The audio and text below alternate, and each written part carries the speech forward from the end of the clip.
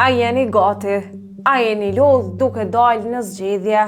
Afati po mbaron e Kosova ende pa president, se cila palë po e hedh fajin të tjetra, por kush është fajtori kryesor?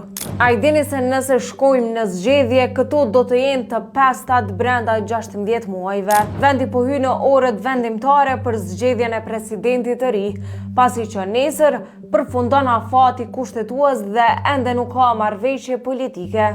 Lëvizja vetëvendosje doli të shtunën me një propozim të ri, duke kërkuar nga Partia Demokratike e Kosovës dhe Lidhja Demokratike e Kosovës që të propozojnë 3 emra ju partijak për postin e presidentit dhe më pas të dakordohen për njërin prej tyre. Kryeministri Albin Kurti i dha afat deri të dielën mbrëma kryetarëve të PDK-s dhe LDK-s për dorëzimin e emrave.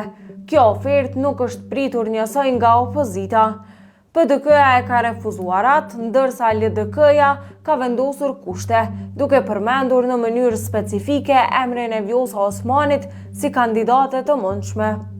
Siç mëson sinjali, një formule detajuar për strukturimin e listës zgjedhore në LDK po qarkullon prapaskenë në kuadër të diskutimeve për një afrimitet të mundshëm mes Lumir Abdigjikut dhe Vjosa Osmanit.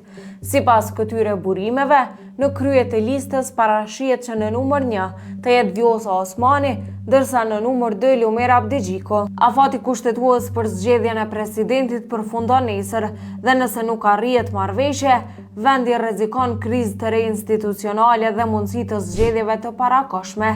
E sipas KQZ-s janë të gatshëm për organizimin e zgjedhjeve të reja, të cilat mund të mbahen më së vonti më 7 qershor. Tash gjithçka mbetet në duart e partive politike. A do të ketë marrëveshje për presidentin apo vendi po shkon drejt zgjedhjeve?